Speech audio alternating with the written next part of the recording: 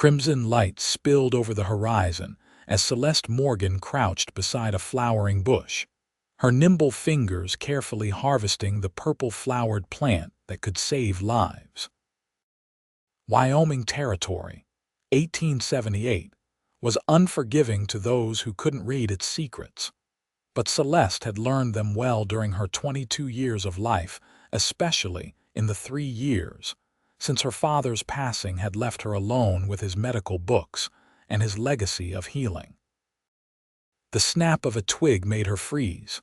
Out here, 5 miles from Humboldt, Wyoming, caution wasn't just wise, it was survival. Slowly, her hand moved to the small derringer hidden in the folds of her skirt. "Madam, I mean no harm," came a deep voice, raspy with exhaustion. Celeste turned to see a man on horseback, his broad-shouldered frame silhouetted against the sunset. The stranger dismounted with effort, and she noticed he favored his left side. His face was partially shadowed by a worn Stetson, but she could see he was handsome, with a strong jaw dusted with several days' worth of stubble. "You're bleeding," she observed, noting the dark stain spreading across his shirt. "Seems that way," he replied with a grimace that might have been attempting to be a smile. "Name's Lucas Nash, town sheriff over in Humboldt." He swayed slightly. "Saw you gathering plants. Folks said you might be the Morgan girl, the healer." Celeste rose to her feet, basket of herbs in hand. "I'm Celeste Morgan. My father was the doctor before he passed." "Doc Morgan's daughter," Lucas nodded, then winced at the movement. "I've heard good things." "Humboldt needs you, Miss Morgan. Fever's swept through town. Doc Williams is overwhelmed." His eyes, clear blue despite his obvious pain, locked with hers. "Heal my town," he said, then added more softly, "and my heart if you've the time." Before Celeste could respond, Sheriff Nash collapsed at her feet. Celeste dropped to her knees beside him, her mind racing. The wound on his side wasn't bleeding heavily, but the skin around it felt hot to the touch. Infection. Moving quickly, she tore a strip from her petticoat and bound the wound temporarily. "Sheriff Nash," she called, tapping his cheek gently. "Lucas, can you hear me?" His eyelids fluttered. "Miss Morgan," he mumbled, "I need to get you to shelter. My cabin is closer than town. Can you stand with help?" With considerable effort and Celeste's support, Lucas managed to mount his horse. Celeste climbed up behind him, reaching around his waist to grasp the reins. She could feel heat radiating from his body. Fever had already set in. "Stay awake, Sheriff," she urged as they rode. "Tell me what happened in Humboldt." "Started 2 weeks ago," he said, his voice fading in and out. "Fever, coughing, first the Caldwell children, then half the town. Doc Williams has been working day and night." He paused, his breathing labored. "I was looking for you when I ran into trouble." "Trouble?" "Horse thieves. Caught them red-handed at the McIntyre Ranch. One had a knife." "And you rode 5 miles with a knife wound." Celeste couldn't hide her disbelief. "Town needs help more than I do," Lucas said before slumping forward. Celeste's cabin came into view as the last light faded from the sky. It was a modest structure her father had built with his own hands, with an addition that served as his medical office. Now it was hers, though few in Humboldt seemed ready to trust a woman with their ailments. Getting Lucas inside was a struggle, but Celeste had helped her father move plenty of injured men in her time. She managed to settle him on the examination table, cutting away his shirt to properly clean the wound. "You're lucky," she told him, though he was barely conscious. "The blade missed anything vital, but there's infection setting in." She worked methodically, cleaning the wound with carbolic acid solution, then preparing a poultice of yarrow and golden seal from her stores. As she worked, she studied his face. Lucas Nash was younger than she'd first thought, perhaps 28 or 30. His features were strong, with laugh lines around his eyes suggesting he smiled often when not bleeding from knife wounds, After bandaging his side, she prepared a tea of willow bark and echinacea for the fever. "Sheriff," she said firmly, supporting his head, "you need to drink this." His eyes opened, clearer than before. "Celeste," he murmured, the familiarity surprising her. "Miss Morgan will do," she corrected, though not harshly. "Miss Morgan," he repeated, managing a small smile. "Pretty name for a pretty doctor." "I'm not a doctor, Sheriff." "Your father taught you, didn't he? That makes you more qualified than most who claim the title." He grimaced as he shifted position. "And it's Lucas. If you're going to save my life, you might as well use my Christian name." She helped him drink the bitter tea, impressed when he didn't complain about the taste. Most men became children when ill or injured. "This town fever," she said as she worked. "Describe the symptoms precisely." "High fever, dry cough that turns wet, some get spots on their chests." Children seem to recover faster than adults. "Two deaths so far, old Mrs. Gunderson and Mr. Finch who ran the mercantile." Celeste nodded, her mind working through possibilities. "Could be influenza, though the spots are concerning. I'll need to see the patients." "Then you'll come?" Lucas asked, hope evident in his voice. "Of course I'll come. I couldn't call myself a healer and turn my back on suffering." She checked his bandage. "But first you need rest. The poultice should draw out the infection, and the tea will help with fever and pain." "I should get back," he protested weakly. "Sheriff Nash, you'd fall from your horse before you made it a mile," she said firmly. "Rest tonight. We'll leave at first light."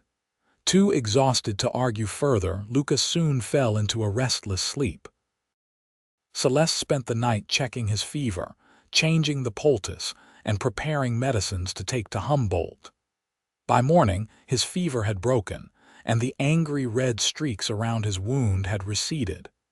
"You're a miracle worker, Miss Morgan," Lucas said as she helped him sit up. "No miracles, Sheriff. Just knowledge passed down from my father, who learned it from his mother, who learned much of it from a Shoshone medicine woman." Lucas studied her face in the morning light. "Is that why some folks call you the witch woman?" Celeste stiffened. "People fear what they don't understand." "I didn't mean offense," he said quickly. "Just that it's their loss if they can't see the value in what you do." He gestured to his side. "I certainly can." They set out for Humboldt as the sun rose. Celeste rode her own horse now, a gentle mare named Willow, with saddlebags full of medicines and herbs. Lucas still looked pale but insisted he could manage the ride. "Tell me about yourself, Miss Morgan," Lucas said as they rode side by side. "I've only heard stories." "What kind of stories?" she asked warily. "That you live alone in the woods like a hermit, that you can talk to animals and curse men who cross you." He smiled.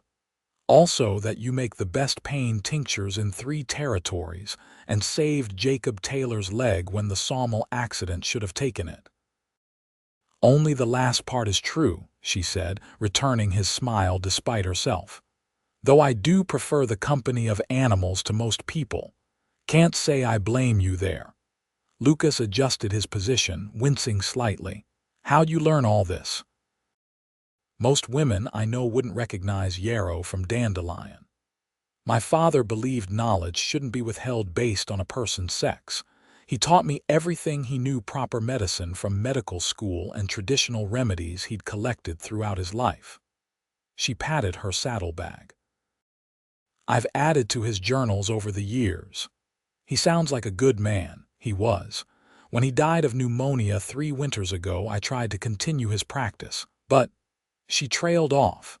"But folks weren't keen on a woman doctor," Lucas finished. "Some were, mostly women and children. But the town council made it clear they wanted a real doctor. When Dr. Williams arrived last year, what little practice I had dried up completely." "Their loss," Lucas said firmly. "Though I reckon they'll change their tune after you help with this fever." They crested a hill, and Humboldt came into view below them. It was larger than when Celeste had last visited. New buildings lined the main street, and she could see the railroad station at the far end of town. Town's growing, she observed. Railroad brought new people, new opportunities, new problems too.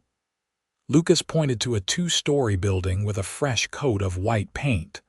That's Dr. Williams' office and the town's small hospital. We'll start there. As they rode down the main street, Celeste felt the stares of townspeople. Some nodded respectfully to the sheriff, while others whispered behind their hands at the sight of her. "Don't mind them," Lucas said quietly. "Most have never taken the time to know you." Dr. Williams was a thin, balding man in his 50s who looked like he hadn't slept in days. His eyes widened when Lucas entered with Celeste.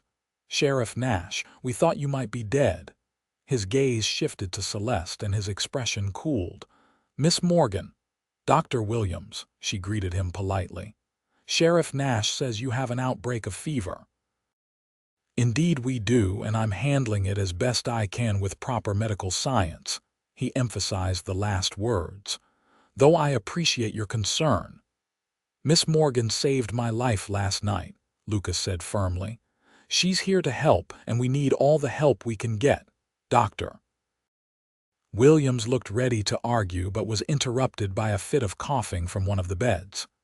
The small hospital ward held 8 patients, all looking feverish and miserable. "Fine," he said tersely. "You can assist with changing bandages and cooling fevers, but I direct all treatments."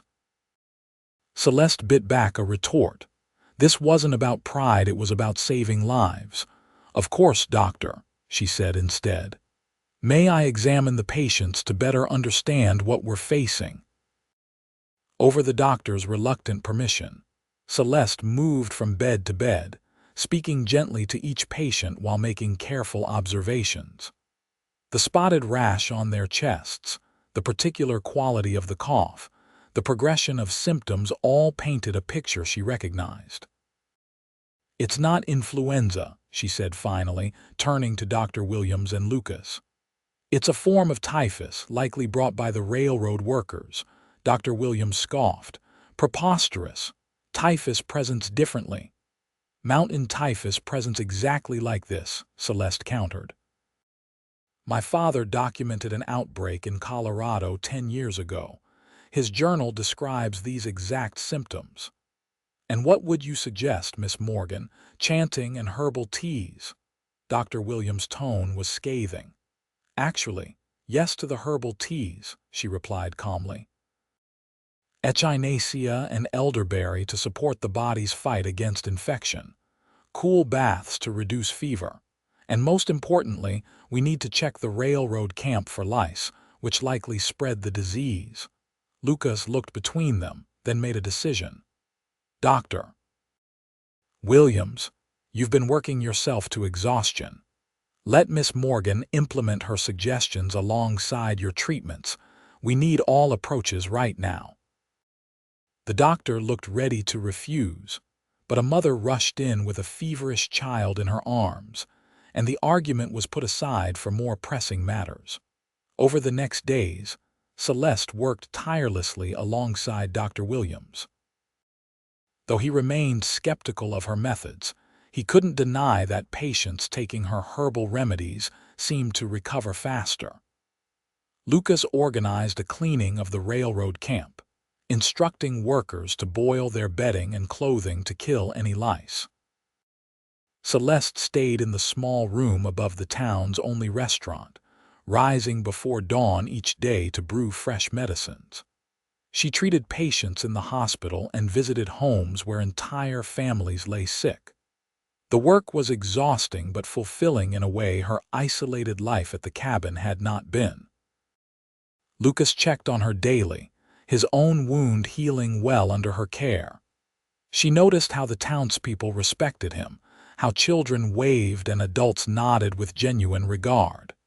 He was firm but fair, she observed, watching him settle a dispute between merchants without raising his voice once. "You should rest," he told her one evening as she prepared to check on the Henderson family, whose youngest was still critically ill. "I'll rest when the fever breaks," she replied, gathering her basket. "At least let me walk with you."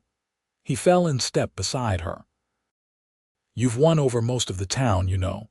Even old Mrs. Prescott, who swore you put a hex on her chickens last year." Celeste laughed. "Mrs. Prescott's chickens were egg-bound. I gave them a remedy. Apparently that's witchcraft." "Well, you've worked a different kind of magic this week, Doctor. Williams was even singing your praises this morning." She raised an eyebrow. "Was he now?" "Well, he admitted your folk remedies seem to have some limited efficacy. Coming from him, that's high praise." They reached the Henderson home, where Celeste spent an hour tending to 6-year-old Timothy. His fever had finally broken and his breathing was easier. As she was leaving, Mrs. Henderson pressed a freshly baked loaf of bread into her hands. "You saved my boy," the woman said simply. "Thank you." Walking back through town in the gathering dusk, Celeste felt something she hadn't experienced in years, a sense of belonging. "You're thinking deep thoughts," Lucas observed. "I was thinking that I've missed this, being part of something bigger than myself." "The town's missed you too, whether they knew it or not." Lucas stopped walking, turning to face her. "Celeste, Miss Morgan, I have a proposition for you." "Oh." She felt her heartbeat quicken, though she told herself it was merely fatigue. "Humboldt needs a second doctor, Doctor. Williams is good with broken bones and surgeries, but this outbreak has shown we need someone with your knowledge too." His eyes held hers earnestly. "The town council meets tomorrow. I'd like to propose they officially appoint you as the town's herbalist and assistant physician." Celeste was speechless for a moment. "Do you think they'd agree, after what you've done this week? They'd be fools not to." He took her hand impulsively. "Say you'll consider it." His touch sent an unexpected warmth through her. "I'll consider it," she said softly. The next evening, Celeste sat nervously in the back of the town hall as Lucas presented his proposal to the council. To her surprise, Dr. Williams himself spoke in her favor, acknowledging that her alternative approaches complemented his conventional methods. When the vote came, it was unanimous. Celeste Morgan was officially appointed as Humboldt's herbalist and assistant physician, with a small stipend and permission to use the back room of the apothecary as her practice. To Miss Morgan, someone called as the meeting adjourned, and the townspeople actually cheered. Lucas found her afterward, his smile wide. "Congratulations, Doc. I'm not a doctor," she reminded him. "You are to me," he said softly. Then, more loudly, "This calls for a celebration. The hotel restaurant is serving their famous apple pie tonight." Over pie and coffee, Lucas told her about his own journey to Humboldt.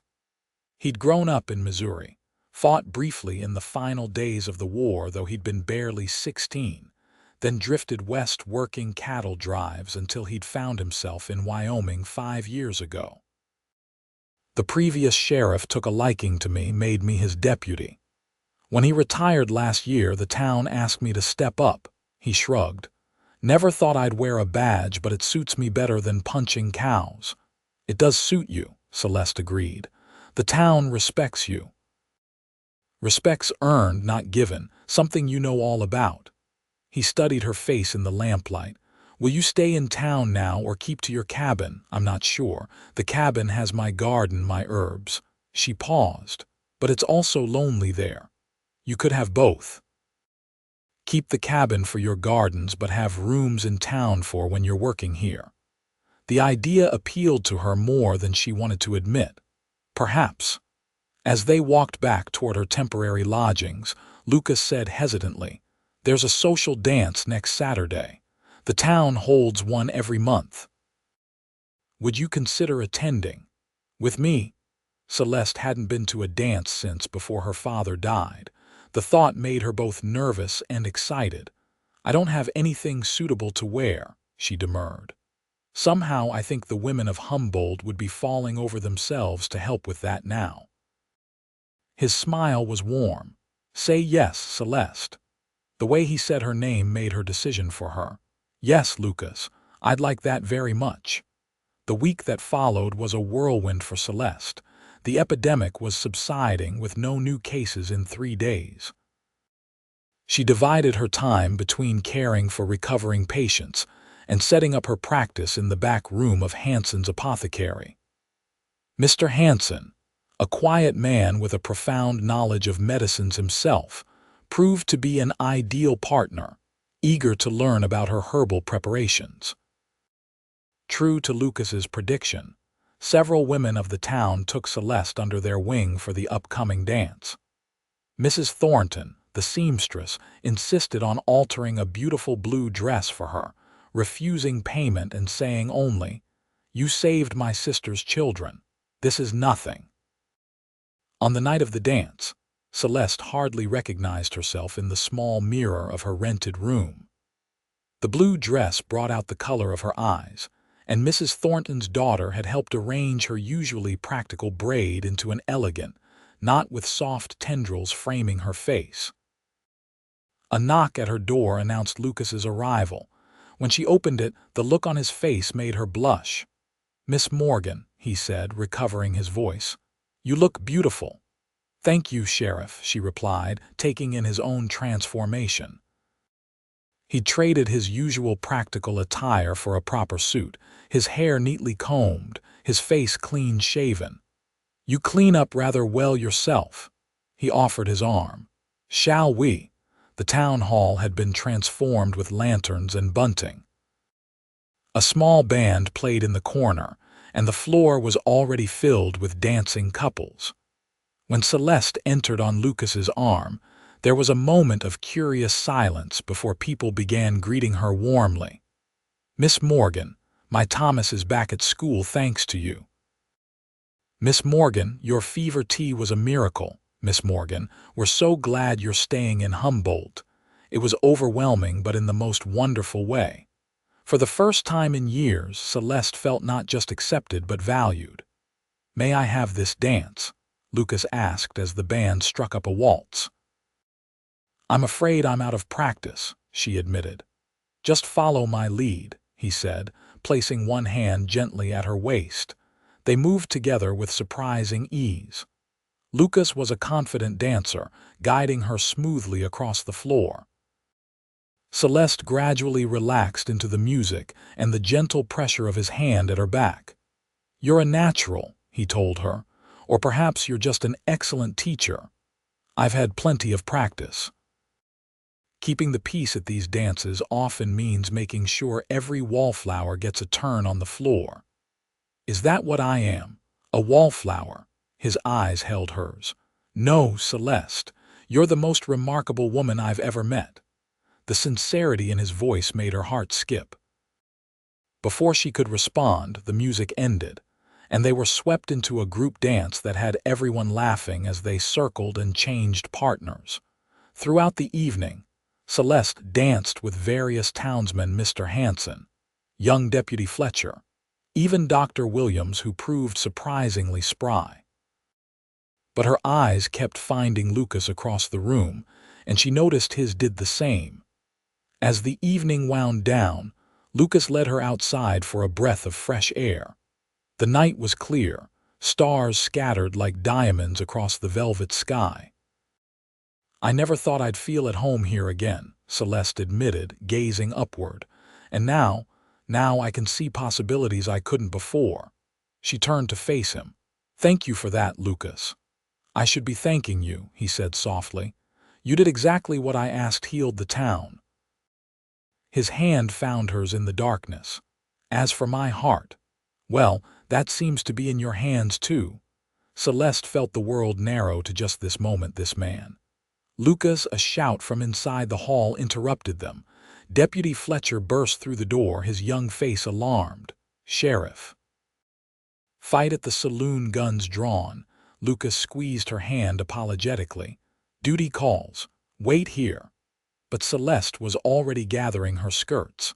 Someone might be hurt. They hurried toward the saloon where a crowd had gathered outside. Inside, two men faced each other, one bleeding from a cut on his forehead, the other holding a broken bottle. Both were clearly drunk and raging. "That's enough." Lucas's voice cut through the tense atmosphere as he entered, hand on his holstered gun. "Stay out of this, Sheriff," slurred the taller man, whom Celeste recognized as one of the railroad workers. "This cheating dog took my month's wages." "I won fair," protested the other man. "Put down the bottle, Matthews," Lucas said calmly but firmly. "Whatever the dispute, we'll settle it without bloodshed." For a tense moment, Celeste thought Matthews would refuse. Then, with a muttered curse, he dropped the bottle. "Both of you cool off in separate cells tonight," Lucas ordered.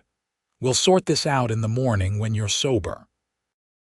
As Deputy Fletcher led the grumbling card player away, Lucas approached Matthews, who suddenly lunged forward with a hidden knife. "Lucas!" Celeste cried in warning. The sheriff moved with impressive speed, dodging the blade and restraining Matthews in one fluid motion.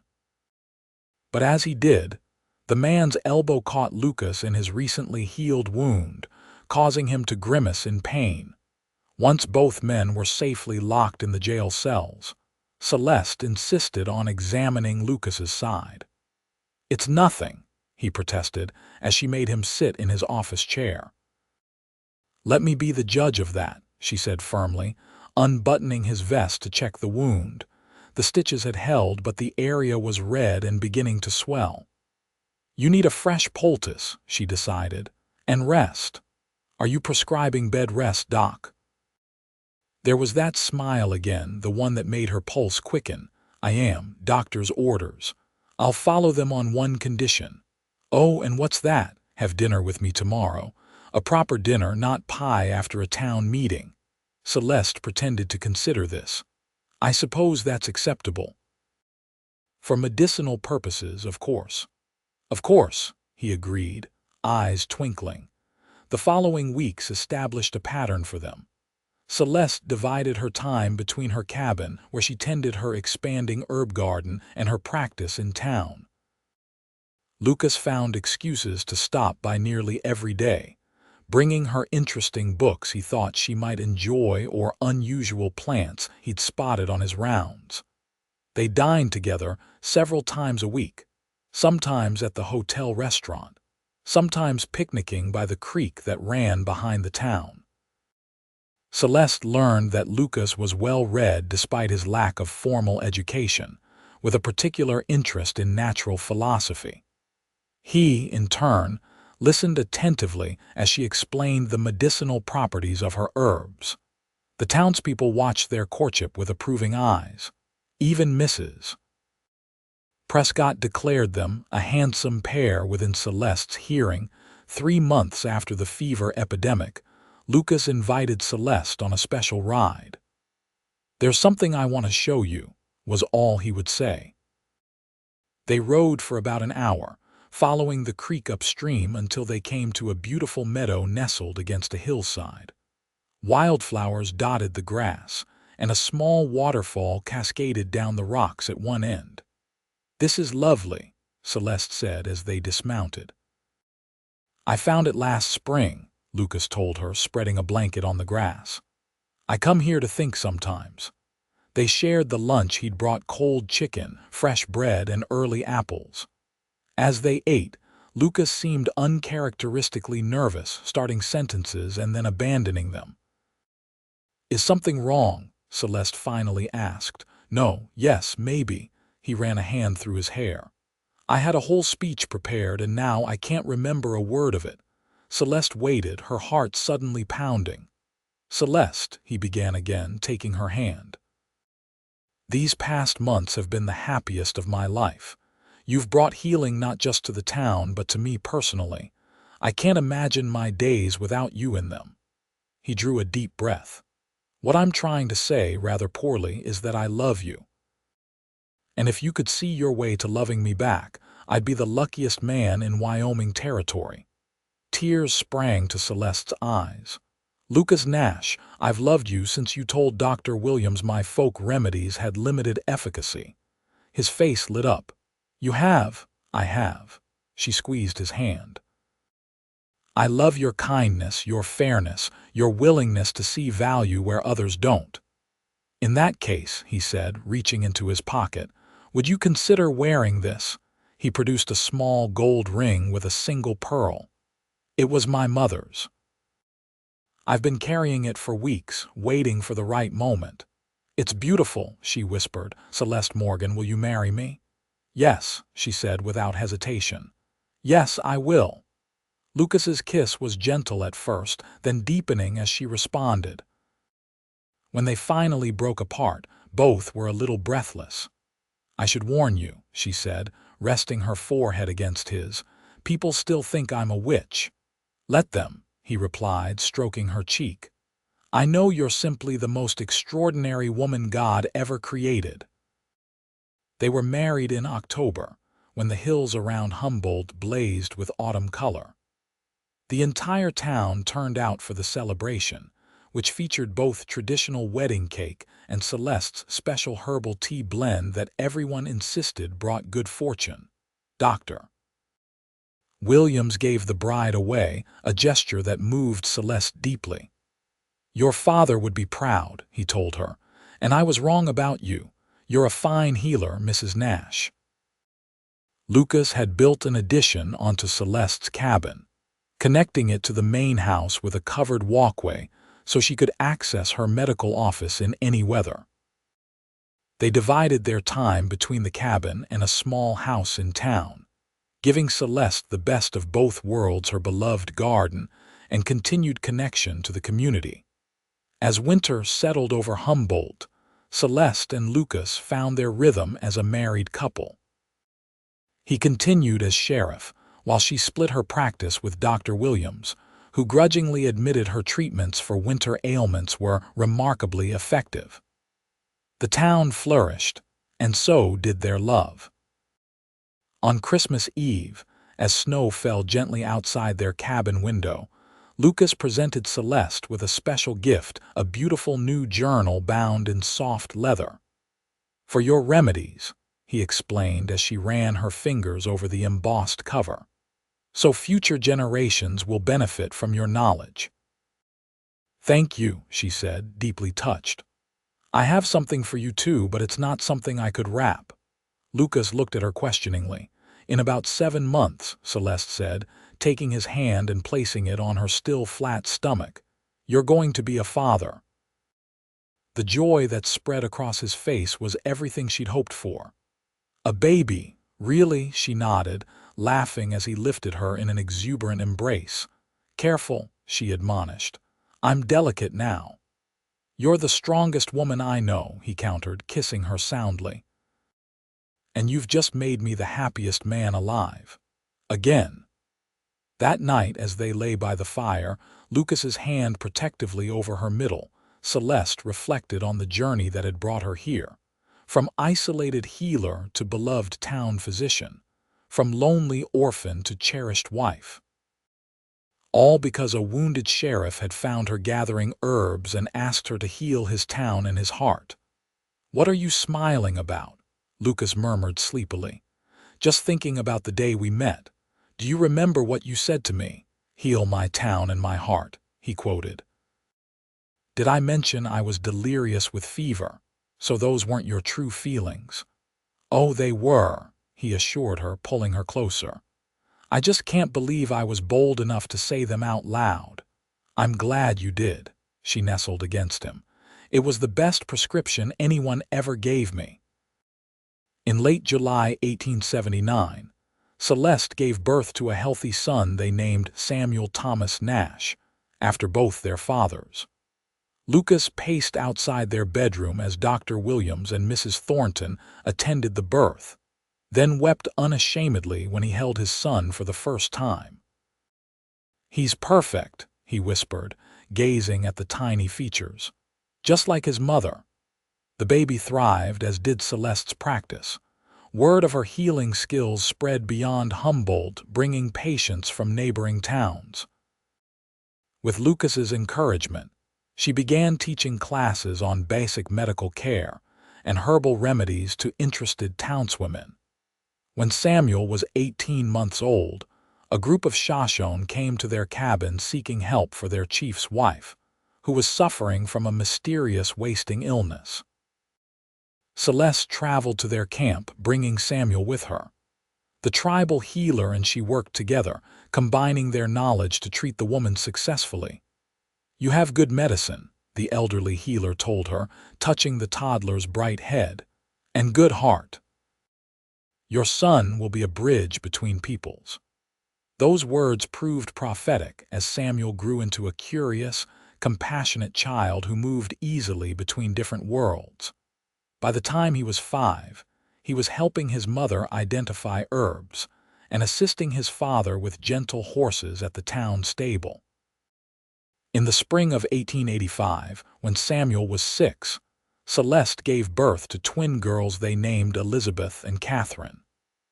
Lucas was even more besotted with his daughters than he had been with his son, parading them around town and accepting congratulations with insufferable pride.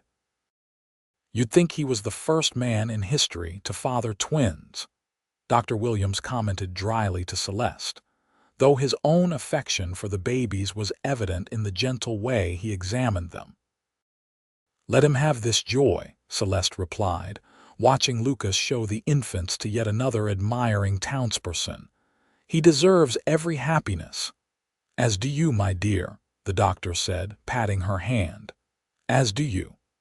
By 1890, Humboldt had grown into a prosperous town of nearly 2,000 souls. The railroad brought regular commerce, and a small college had been established focusing on agriculture and mining sciences.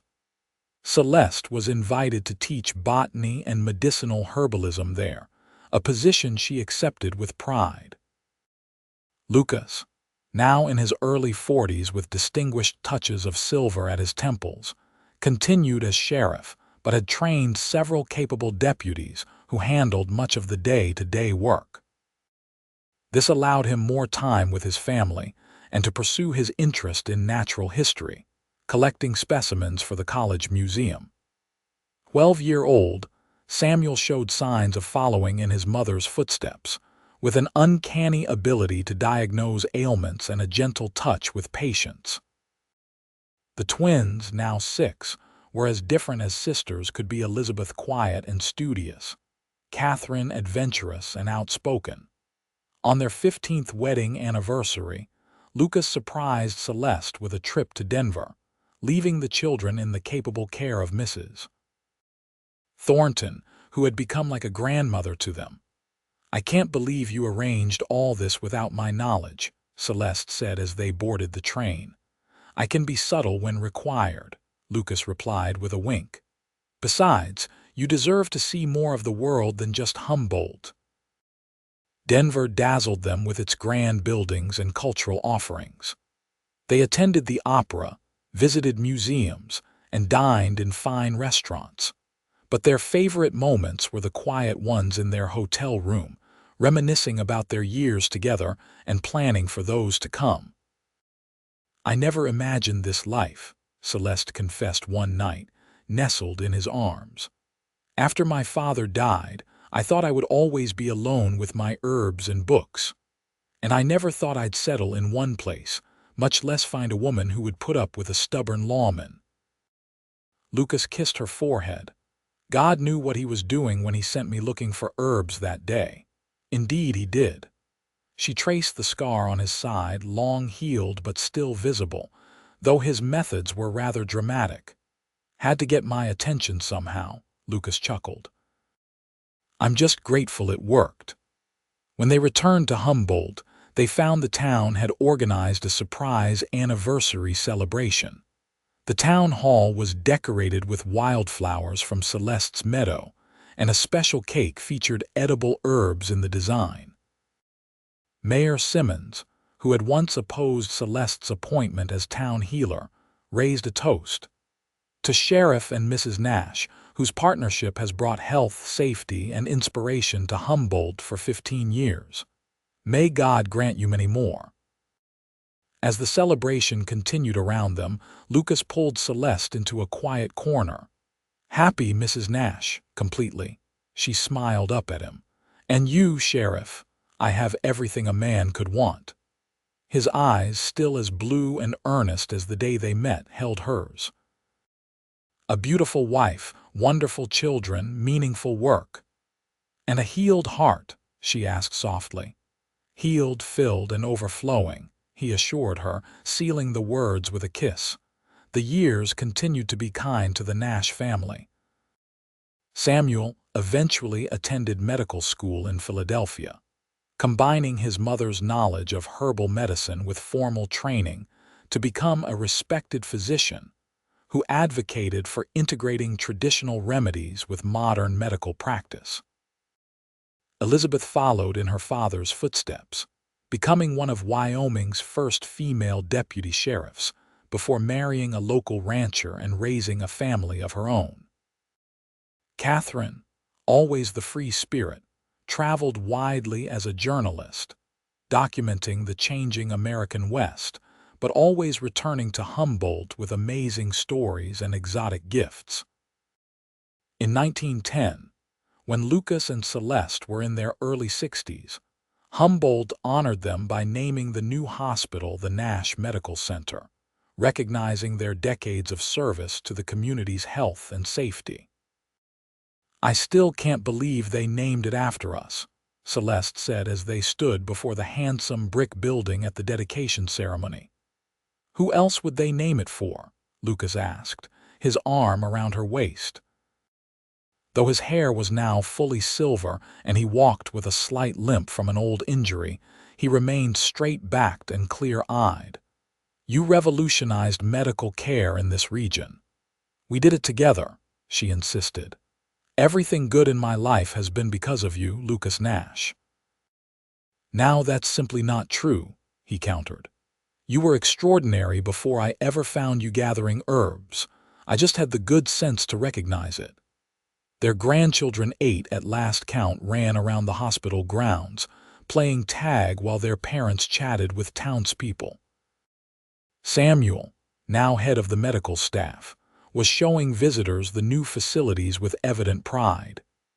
That evening, as had become their custom, Lucas and Celeste sat on the porch of their cabin, watching the sunset. Though they still maintained their townhouse, they preferred the peace of their original home, surrounded by Celeste's extensive gardens which now supplied medicinal herbs to the hospital and college. "You ever wonder what would have happened if I hadn't been stabbed by that horse thief?" Lucas mused, holding her hand in his. "You would have found some other excuse to seek me out," Celeste replied confidently. "You're stubborn that way. You're probably right." He smiled at the memory. "Though I might have managed a more eloquent proposal than heal my town and my heart." "I don't know," she said, resting her head on his shoulder. "It was rather effective, as I recall." "Best delirious moment of my life," he agreed, kissing the top of her head. They sat in comfortable silence as the stars began to appear. Two people who had grown together through decades of love, challenge, and shared purpose. The meadow flowers swayed in the evening breeze, their sweet scent mingling with the herbs from Celeste's garden, a perfect blend of wild and cultivated, just like the life they had built together. "I love you, Lucas Nash," Celeste said softly. "Today and always." "And I love you, Celeste Nash," he replied. "With a heart you healed completely." As twilight deepened into night, they remained on their porch, surrounded by the legacy they had created, a thriving town, a loving family, and countless lives touched by their care. The herbs that had brought them together continued to grow, season after season, a living testament to the enduring power of healing, both for the body and for the heart.